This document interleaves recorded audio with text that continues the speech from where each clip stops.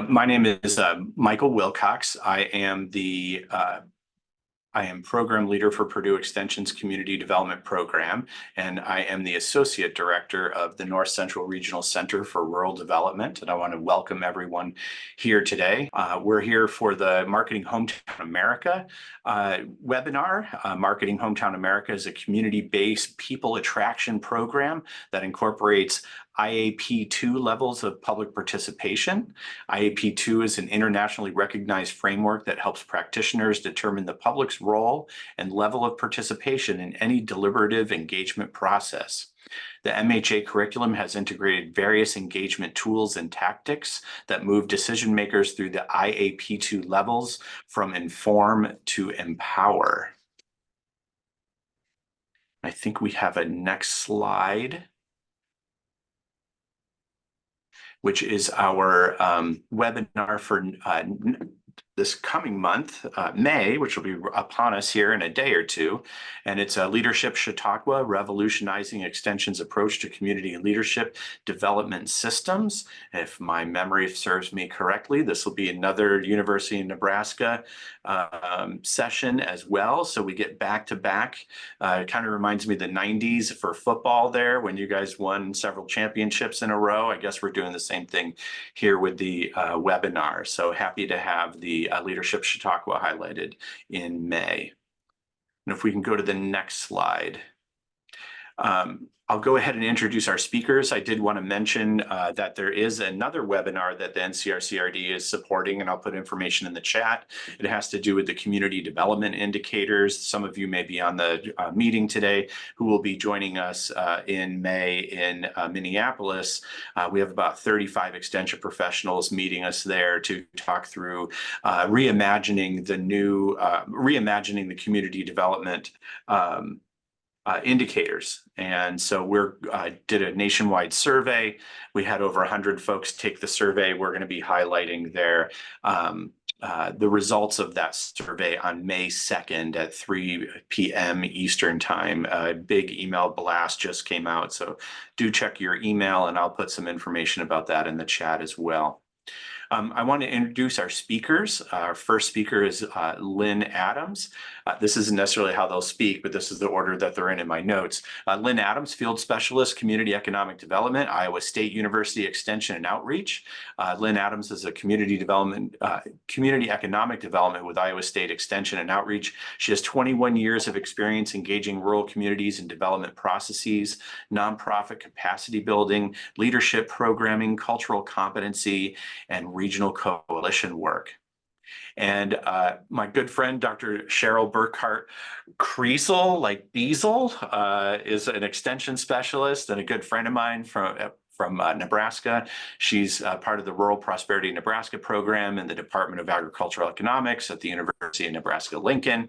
She's an extension specialist, and Rural Prosperity Nebraska is located at the Panhandle Research Extension and Education Center in Scotts Bluff, Nebraska, out in western Nebraska. She has over 30 years of experience collaborating with rural communities and specializing in newcomer attraction and retention, workforce development, and customer service. And Marilyn Schlake, who I know well as well, Extension Educator, Rural Prosperity Nebraska, Department of Agricultural Economics, University of Nebraska-Lincoln. Marilyn is an Extension Educator with Rural Prosperity Nebraska and is located in Lincoln.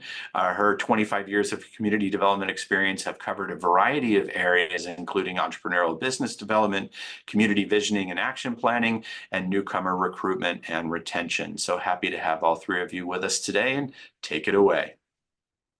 Okay, great. First off, Michael, you did a good job with those introductions. You get a gold star. Thanks. So with that, we would like to welcome people here, and we're kind of excited in sharing this program to the group, as well as looking at it in a little bit different way. And so this gave us an opportunity to really look at an established extension program, Marketing Hometown America, which we often call MHA, just so that you know, and looking at through the a lens of engagement. So the next one, Marilyn.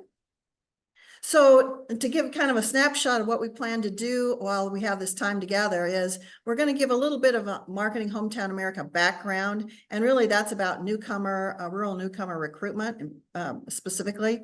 And then we're also going to talk about the IAP2 spectrum, and it's the spectrum of engagement. And we're kind of going to highlight how those two have been kind of woven together in the program design. Hopefully we've allowed a little time, and there'll be an opportunity to experience the process, at least a snapshot to give you a feel of what that's like. And then an opportunity at the end for some Q&A. So let's jump into the process. So what is this all about? So as a program, you start to think about what are those learning objectives? What are those things you want to have at the end as a result? And so we really wanted a couple things to happen. We really wanted the community to discover opportunities to really generate some shared experiences and aspirations, and to look at their community through the lens of potential newcomers. We wanted to build some trust and relationship with the current residents, and also build capacity so that once they've gone through this process, they kind of feel comfortable with it, and they feel comfortable enough with it that they could use the process and apply it to other different situations. And then, of course, as a focus in a content area, we really wanted to kind of lift up some of those community assets, identify them, think about those that need to be strengthened, and maybe some that need to be creative. So how did we get into this? How did we start? And I will tell you, it was by data, and it was by being a little curious about the data. So what happened probably about 10 years ago or more is we looked at some data in Western Nebraska, and that's where I'm at. And there are 11 very rural counties. And what we found out was that in that very rural area, there was a greater percent of people coming in, newcomers, than in other parts or other regions of the state. Also, in some very low populated areas within that region, newcomers exceeded a third of the population. And again, newcomers by way of being defined as those people coming in within a 5-year period of time. Now, when you've got a low population, it's pretty easy to get a higher percentage. But the reality is a third of your people coming in a 5-year period is quite a bit. And so we wanted to know, how can we capitalize on that? How can we understand that trend and really make the most of it? So, of course, being good extension folks, we did research, and this was driven by a USDA grant. And you can see when we asked the question, why do people move to the region? Lots of different responses, and some of them kind of surprised people in the rural areas. Simpler pace of life, less congested, closer to relative, lower cost of housing, lower cost of living. There is higher paying job there, but it's not the first. And so I think that was a bit of an aha for some of the folks, and got them thinking about it. Now, again, this was about 10 years ago.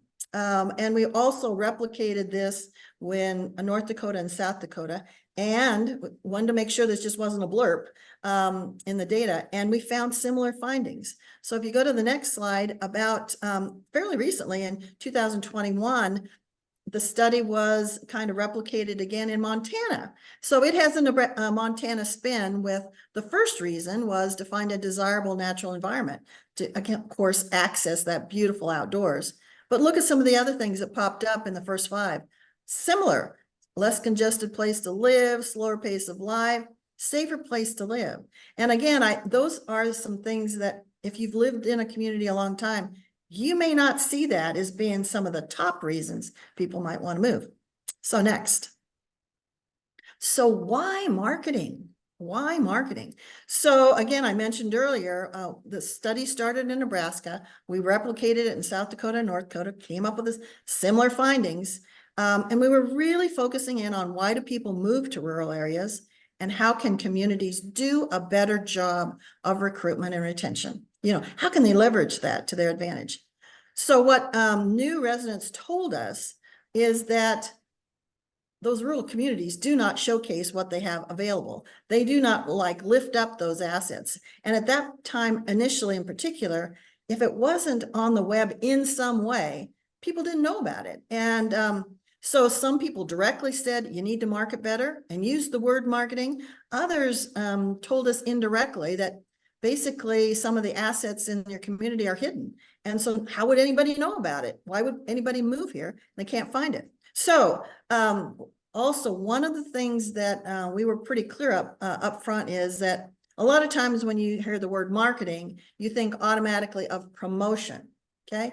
Well, promotion's a part of it, but it's not the whole aspect of marketing. So marketing, the way we define it, is really about connecting the right product or service to the customer. Promotion's a part, but not the whole thing. Okay. So Lynn, you want to go ahead? Go ahead. Okay, so we just want to give you an overview of the different phases of the process here real quick. And right now, Marilyn and I are working with a town on the Iowa side that Marilyn had previously worked with, who was on the Nebraska side, the city manager was. So she had a contact there and said, hey, you know, what about marketing Hometown America for Trainer, Iowa? So we went in phase one, and she and I just sat down, and it's just a casual conversation, informing them about what the program is and what the fit would be for the community. He liked it, so he went out. This first phase is all about organizing, right? Went out and captured some volunteers for a steering committee about 6 or 8 people, and that formed. Now this group is the core group that works through all the phases to support the process and the volunteers working within them. So then we come into the second phase, which is where the steering committee goes out and recruits the hosts, the conversation hosts, who will volunteer to facilitate those conversations. We work really hard with them even at the phase one and phase two to say, we need diversity at the table. You need to reach into those populations that may not generally participate in this kind of opportunity. So they go in, they find their conversation hosts. We have those. Our training will be coming up shortly in phase 3. We will go in, Marilyn and I will, to do an overall training for them on how to facilitate these conversations. Then they are responsible too for working. Once again, we work with them in this phase to say, how are you going to reach into these different populations that you have in your community, whether it's gender, socioeconomic, whatever that is, what your community looks like demographically, to bring these people into conversation so you have diverse people having these conversations and you have those ideas. Once they get through with their training, then there is a launch. And the launch is reaching down again, right, it's open to the public, bringing people out. Hopefully the steering committee at this point, they've already started. They've got a new logo and everything. Marketing to the community, letting them know this is going on. So when the launch comes about, it's to let the community see and understand what Marketing Hometown America is all about. And during the launch, after they've heard about Marketing Hometown America, I'm going to say MHA now, it's a lot easier, then they have the opportunity to actually sign up for a dialogue, right? A conversation group. So that's one way that they can start signing up people. So then they will do their conversations in phase 5, each one of the hosts. We've got 10 in trainer actually that they're going to have, which is quite a bit for a small community. Usually you're looking at a lot, like 5, 6 maybe. And so then they're going to go through their conversations in phase 5. In phase 6, we're going to start planning for an action forum.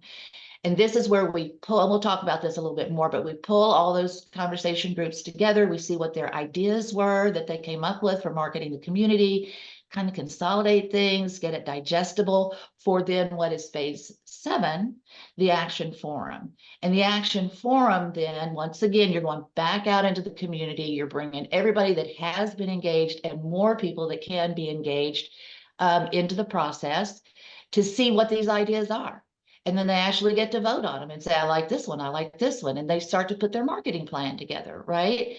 And then at the end of the forum, they have an opportunity to say, would you like to be on an action group? And they can say, oh, I have a passion about this one. I'd like to do this one. And I like this one. I want to do this one.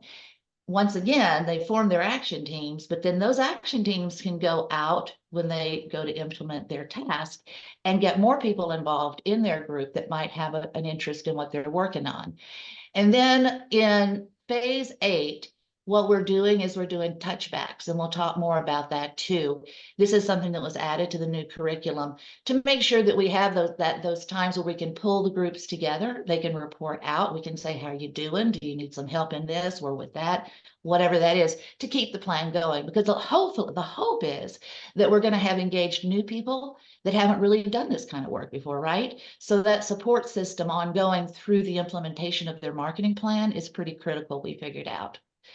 So if you want to take a quick look at the materials, there's a QR code there, and you can snap it for later, and you can dive into it a little bit deeper. I'm just going to show you real quick hopefully, if the magic works, there it is. It's the flip magazine. Whoa, there we go. It's the flip magazine. Okay, this is just so you can see what the materials look like. This is what your participant guide. All the participants get a guide for the conversations. And so this is kind of what that looks like. And then you will have the conversation host workbook. When we go over to Train and Trainer, each one of the hosts will get a workbook, and we will work through it with them to train them to facilitate these conversations. And then we also have the trainer's guide. So everything is there. And you can see the trainer's guide has the lesson plans and everything laid out for ease. So everything is packaged and ready to go. It's really nice.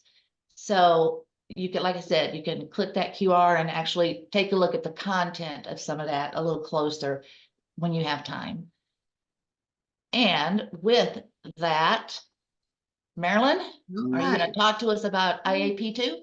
Okay, I'll just flip here. IAP2, or as Michael had put in the introduction, is basically a federation of people that are working to promote and to improve the practice of public participation.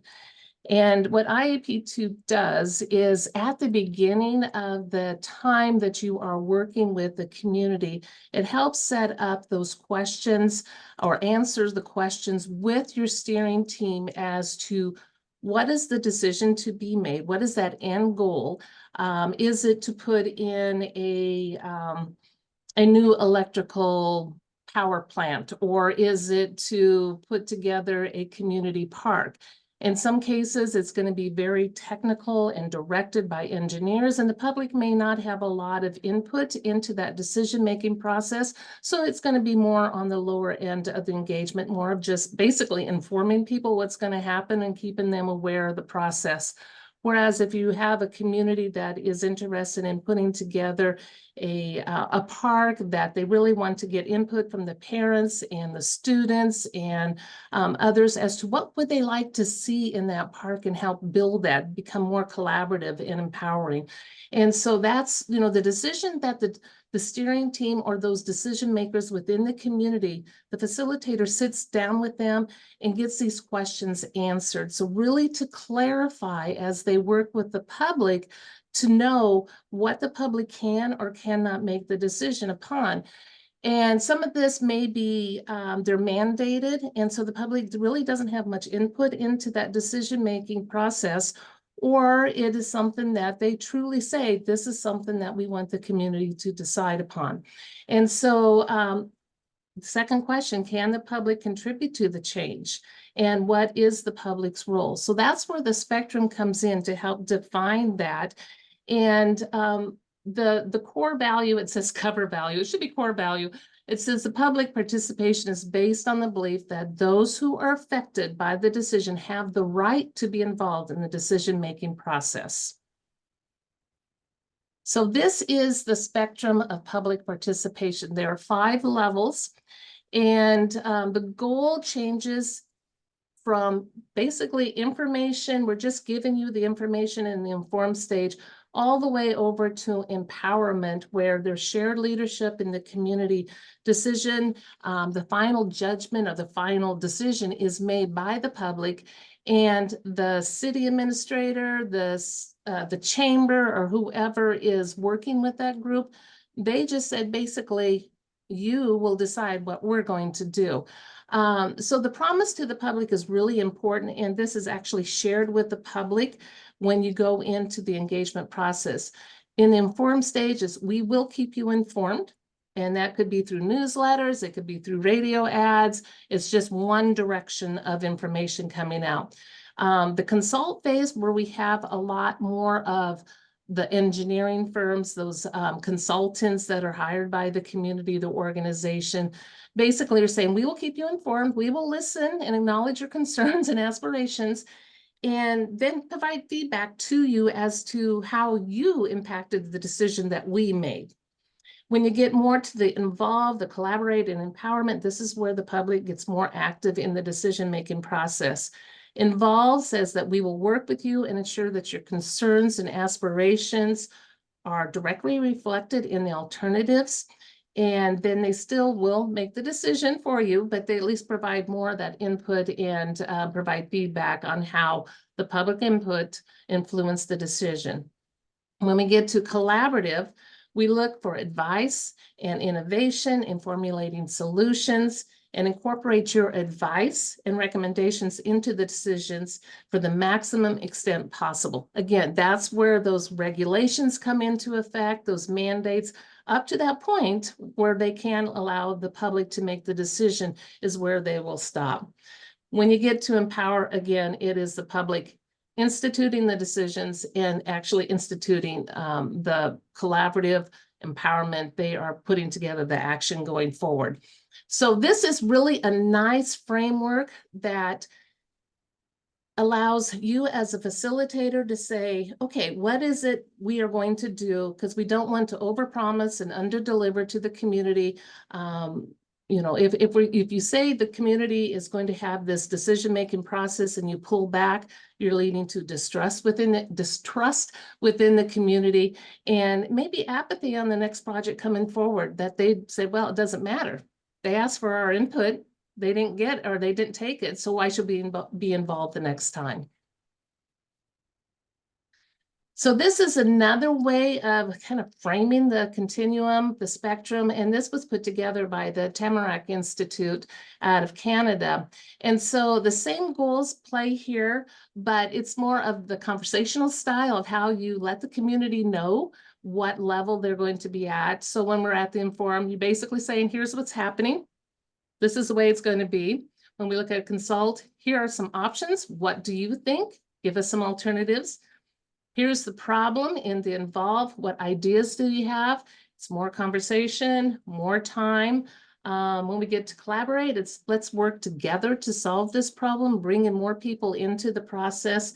And then the empowerment is, you care about this issue and are leading an initiative. How can we help you? So through that conversation, you can just see how the community is more involved in the whole process. So that is really, in a quick nutshell, what IAP2 is.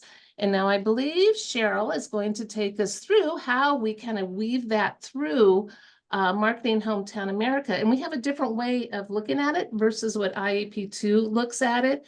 They want that decision as to the level up front. And so all the other processes come under that level, whereas we're kind of intermingling it throughout. So Cheryl? Sure, you bet. So Lynn did a super job of talking about the different processes. And so I'm just going to kind of hop, skip, and jump through this a little bit. And so in that very initial first step, it's primarily about information. It's about sharing information about the initial request, maybe a steering committee, talking about expectations and commitments. And then where it gets a little bit more on the involved and collaborate really is the community starts thinking about the timeline and what works for them. So the next level, it kind of spans again across several different places. This is where the extension, you might find themselves playing a major role in training the conversations or those small group hosts. And so it kind of covers the waterfront in terms of inform to also all the way to consult, because there's a lot of activities that happen, and we think about what will work in this community. But primarily, the training consists of what do you expect as a group leader, how to recruit diverse group members, and an overview of the program content. Because what we're trying to do in that training, which can be either 2 half days or 1 full day, we're trying to set them up for success. And so that's the whole goal there of that program, of that effort. The launch, so you have people trained. The community launch is really about letting everybody know that this is happening and how can they engage? How can they be a part of this? So it, again, generates a lot from the community. What do they think works best? Sometimes these are standalone efforts or events. Sometimes they're in cooperation with something else that's going on in the community. Basically, it's a way to explain the program, why it's being done, and who's involved. So you can imagine that if you've got extension, you've got the chamber, maybe the economic development or tourism there as partners and in front of people, it's kind of a different situation many times for a lot of communities. And it's a great way to show kind of a focused effort in this direction. So after that's been done, then it really is about the community conversation. So Lynn. Okay, so when they come in for the community conversations, we use, it's a community conversations, small group discussions, like 10 to 12 people. Usually, depending upon the size of the community, you could have 3 or 4. In trainer, we have 10. They receive a participant guide to keep them on track through the conversation, so everybody's doing the same thing. We try to keep these conversations within a time span so that they all kind of start and end at the same time, to keep the momentum going and into the launch process. So each one of these conversations, there are 4, build on each other. And the tool that we use is the participant guide. You want to move to that slide and okay. So yeah. So here are the 4 conversations. So they're going to talk first in the first session about what their connection is to the community, and sharing those stories also builds relationships within those groups. They're learning about each other. Hopefully they're meeting new people. How does your community stack up? So you take a look at that. And then there are 2 other sessions. So the participant guide, we're running out of time, I can tell. Why would people want to move here? And then the action steps they want to take to put together their marketing plan. So now, Marilyn, give me the. Sorry, Okay, that's all right. So this is the main tool we use, right? And this is the participant guide. Each person in the conversation group is given one of these guides. And so it has all 4 sessions in it, and it really serves its purpose well because it's completely transparent so that people don't feel like the conversation is being led by someone with bias, right? Because the content of this participant guide blends in, okay, for this session, this is what your conversation host is going to do. So this is what you can expect from your conversation host. So that's transparent. And then it gives them an idea of what the conversation is going to be about. And it usually has blended into that an activity that they will do. So it really is helpful. So oftentimes there is a takeaway task after they complete their conversation. This is one of those takeaway tasks. This is the community report card based on research, right? This is how they ask people in the community. They're asked to find 2 people. They take it themselves, and then they find 2 people, one who has lived there for a long time and one who is a relatively newcomer, and to score the community on these listed things, aspects. And then they bring that back to their next conversation.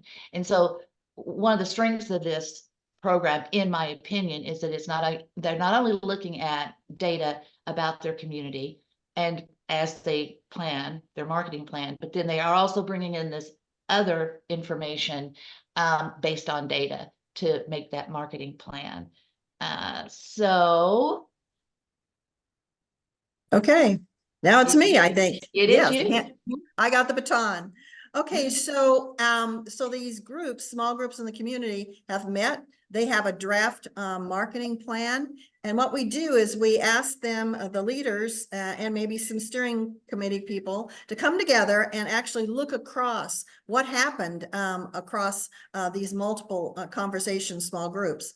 And we do that for a couple reasons. One is to just consolidate those good ideas. So when they get to the action forum, they can vote in kind of a clean manner. And then the other is to actually brainstorm a little bit, like, gosh, if this is going to be a priority and we see it across many groups that have talked about it, is there somebody in the community that would lead a charge, bring people together that first time to just have a conversation about what needs to happen? And then that group can decide how they want to be structured and move forward. So it becomes quite a empowered and collaborative effort at that point in time. Everybody's sort of problem solving together.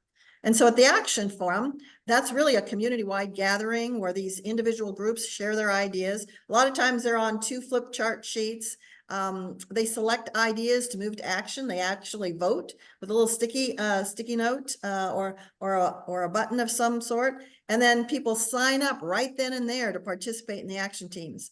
And then we also, one of the things we added in when the curriculum was revised is it's helpful to have like touch points after the fact. So we talk about huddles or schedule before the action forum ends so that people come together and know they're going to be accountable over time to see what happened. You know, how can this great idea take legs and make it and really make something in the community?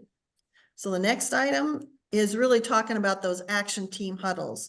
So we added this as a piece for accountability, as well as to kind of nurture those action teams along the way. Because what we found out in some of our pilot work is that there's some real benefit knowing what other groups are doing and to see if we can leverage opportunities or connections, or even nurture if there's a need for a grant proposal, how people maybe can work together in the community. So after the action forum, these different groups, either representatives of the groups as well as steering committee, meet at like the 3, 6, and 12-month period so that they can just touch base and keep those good action plans and action items going forward. And then at 18 months, we usually do a ripple mapping to kind of pull the pieces together. So you may be wondering about evaluation. And so some of it is developmental and some of it's summative. And we hit it at different times for different purposes. So right after the conversation host training, we're really trying to focus in on how comfortable those small group leaders are. Are there some gaps that are out there that need to be filled? Are they feeling really good about it? Or do we need to provide a little bit more information? So we get a little feedback from a quick survey from them. Conversation participants, this is really targeting the learning objectives. And after the 4 sessions, again, a survey is handed out and retrieved and collated so that we know, did we meet the mark for those learning objectives. Then down the road, 6 to 9 months, this is really kind of an extension role where key informant interviews are held. And we will actually lean hard on the North Central indicators here. Some of the questions are qualitative, but many of them are quantitative. And in particular, a good example would be, were there any grant proposals that came out of some of these discussions? We want to capture that as one of the outcomes. And then, of course, down the road, that ripple effect mapping, where you really have the opportunity to look at what happened immediately after. You look at groups, how they've changed within the community, organizations, and then we also nest it within the community capitals framework. So that's kind of what we think about when we're looking at the evaluation. Okay, it's my turn, and then we're going to have the fun part now. And so we're going to do a little role playing of one of the first sessions that participants would go through. So Renee is going to break us out into rooms randomly assigned. And you, when you get into your room, are to select a conversation host. And I have let me pull this up here. I'm putting into the chat the Google Doc that you will need to go to that also has the questions that you will be asking, and I'll also post the questions here. So as a group, you are to discuss part 3, values shared in this community. Now, assume that the community has already had a little bit of introduction. They know who everybody is in the room. They're comfortable with each other. And now they're going to talk about values, which can be a kind of a sticky situation, but talk about the values of your own community. So not a makeup community, but just share what about things about your own community for this discussion. And we're going to give you about 7-8 minutes at tops to do this discussion. And so here are, let me get these posted here real quick for you. Just a minute. Uh-oh, I lost it. Okay, just a minute. Well, if you go to the Google Doc, you got, okay, here it gets back. Trying to get this copied here. Okay, and it is going into the chat now. Come on, pull up. There it is. It's fun when you're sharing your own screen too. So those are the questions. So Renee, if you'd go ahead and assign the breakout rooms, and if you would time it for about 7 minutes, and then everybody will come back and we'll discuss. So have fun, have some great discussions. Sounds great. I'm going to send everybody to their breakout rooms now. Welcome back, everyone. I hope you had a good conversation. So, yeah, if anybody would like to share, up on the screen, I have some few questions here is like, what were your impressions about the process? And this is open forum. You can unmute yourself and just share as you feel free to do so.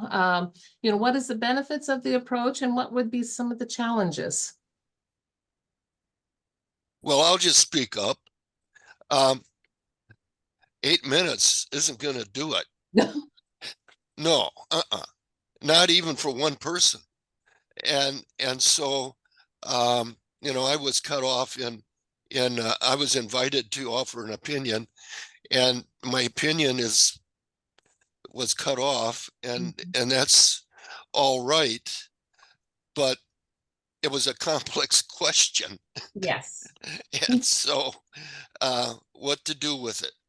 And so, but I think the idea is right. I think, you know, we're all familiar a little bit with what you're trying to do, and that is to pull people together and try to figure out what the commonalities are and how we can speak to one another to begin with. So, you know, it's good. Yeah, and Rick, when we have the conversation, when you're in those circles with the other individuals, I think we allow like 40 minutes, 45 minutes for people to have that time. We couldn't do that here. So we just gave you a little taste of what the conversations would be like. But people like to talk and share their stories. And that's what MHA does do, is captures those stories and the feelings and impressions that people have. Thank you so much for your comments. Anybody else?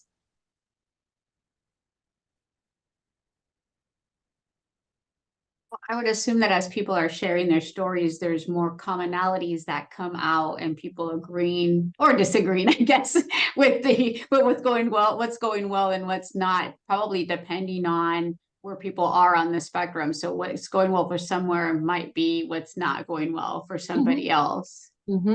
Exactly. And so, and especially when you have people that have recently moved into a community and maybe weren't assimilated that well and didn't have the kindest welcome. And so, and you have others that have been in the community for a long time and just are overlooking and not catching that need for the newcomers. And so it is kind of an eye-opening experience for individuals on both sides of the newcomer level, I guess. So. Well, one of the things that I saw immediately that never happens really at the community level is that because we have people from across the spectrum of communities, university towns as well as small towns, we immediately saw the differences there right away. And of course, when you're all in a similar size town, then that immediately takes that kind of off the table. And so you start talking, I think, a little bit more in detail. But it was interesting. Yeah, good. Okay, and so we have another set of questions for you. And then when you think, are there opportunities when you think about the engagement, like with MHA or some of the other programs that you offer? Do you think that incorporating the IAP2 engagement levels, would that be beneficial to you as you work with the community? And how would you maybe use that to help you with your work?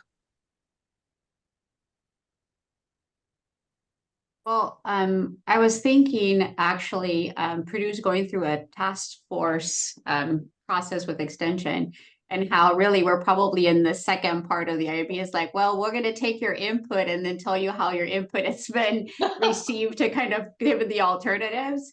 And that I think in a lot of the work that we might be doing, we're probably in the first two levels. And as we try to be more engaged, I think as a university or whatever, we probably should try to be going further along when we're working with communities versus doing the research to you instead of with you type of thing. So it really made me think about how engaged are we and at what level are we really participating with communities? When I first learned about this process, and it wasn't that long ago, and I'll be upfront about that.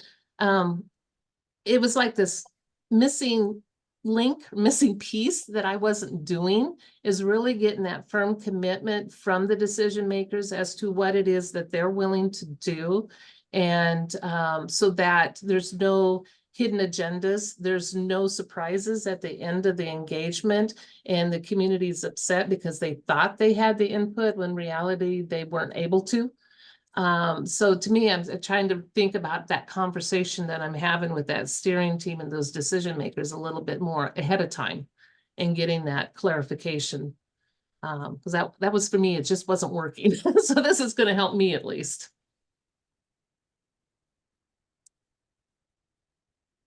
Anybody else? Could it simplify your initial work with the community or within an organization?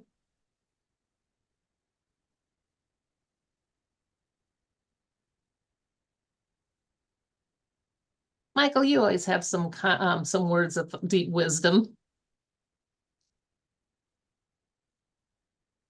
Michael Doherty. Yeah.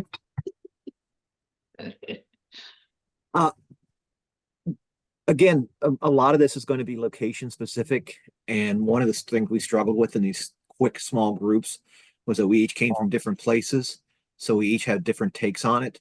Certainly when you're doing this in a place, everyone's got shared common experience, you will not have that initial tell me about where you are phase, which I think took up quite a bit of the time in the brief encounters we had. But it's very useful because it's eye-opening, though, those brief encounters, because we see that what we may think in our community does not necessarily transfer or translate into another. So as potential instructors in this, we have to know we have to leave behind our impressions of what we might think of happening where we are and listen to and pay attention to and absorb what the other people are saying, because it's their community. And as we were told, they're the ones who are going to make decisions. If we work in a community and the people there aren't happy with the results, we haven't done our job. You know, I always tell communities I'm there to help them make sure they don't do anything illegal, immoral, or fattening. Few people get that's an old line, and you could tell, who's heard that before. But really, you're the guide rail, and what these questions, this process helps us have guide rails for communities to sit and talk among themselves and really hash out some issues that sometimes can be very thorny, because some places are very open and receptive and others not so much, and they don't even know why. It's just because and it may just be because they haven't had anyone come there. And you can see from the research, there is a draw to some people to get back to something that's a little bit less like TikTok and a little bit more like real town. And through this process, we can do that. Yeah, thank you. I knew you would have some good words to say. Well, and Marilyn, even right now in trainer, I think we're going to have to, because some of this work, as the mayor was saying, they're going to say, okay, let's do the highway, and not realize that that's not in their control, right? And so I think when we do our action forum, I think we need to be very clear, and even our pre-forum, and say, okay, so that we don't get expectations that they're gonna, put signage up and repave and if that were to come out of it. Okay, well, we got a few minutes, so Cheryl, do you want to take us home? Sure. Do you want to pull back to that presentation? Is that a possibility? Can't you see it? No, it's not being shown. Oh, okay, I apologize. Yeah, so just to recap just a little bit, we wanted to take an established program and really talk about the program and content and some of those pieces, but also to kind of showcase how engagement can happen at different places at different levels in a way that really pulls people all the way to the empowerment piece. So it includes all sorts of different things that we think are appropriate at the right time, at the right place. And then just a snippet, just the opportunity of that process to get you some idea of what that's kind of like. And then some time to ask these questions. So the last slide there really showcases this is not done in a vacuum. And so that if there was ever a true team process, this one sure has been. And so there are several people on the team, Michael, Jill, I won't get everybody. Kenny early on was as well. So there's just a lot of us on the team that were a part of this. And then we also have partners in Montana and Michigan that have also been trained. So nothing happens in a vacuum at all. So again, if there's any questions, either about the engagement piece or even about this program, feel free to contact Lynn, myself, or Marilyn. And then we'll also make sure, I know a couple of people were wanting that QR code to go to that flip book. And Marilyn, I don't know if that URL got up there or if we can send it after the fact, maybe. The question was put up. Yeah, zipping back to do it. Is there also maybe even a, there we go. Yeah. We can also send out, if you contact us, the link to that flip book to give you just a snapshot of what those pieces, the tools that we have developed for that really are foundational to the program. So I think we have caught all the questions that were in the chat. But again, if there's something you want to know, just let us know. Okay, I'm going to post the URL for the flip book here in the chat real quick. There we go. And we will send it to everybody who registered to the webinar. They will get a link to the video, any slides or any information that you all want to get shared with those who registered. We'll send that out as well. So everybody will get it. Perfect. Thanks, Maria. Well, thank you all. This was a great webinar and a great little practice of on what goes on and how, things are going well and not well in different communities. So we really appreciate your webinar. Just a reminder that our next webinar, we'll actually have two webinars this time in May, one around the indicators, community development indicators, and the other one will also be featuring Nebraska on one of the NCRCRD small grants and their accomplishments on the leadership Chautauqua. So we look forward to hearing about both of those. So thank you all for joining us today on a rainy day in Indiana. So hopefully everybody else is having some sun. And again, to our speakers, thank you very much for this really interesting webinar. Thank you. Thank you. Thank you.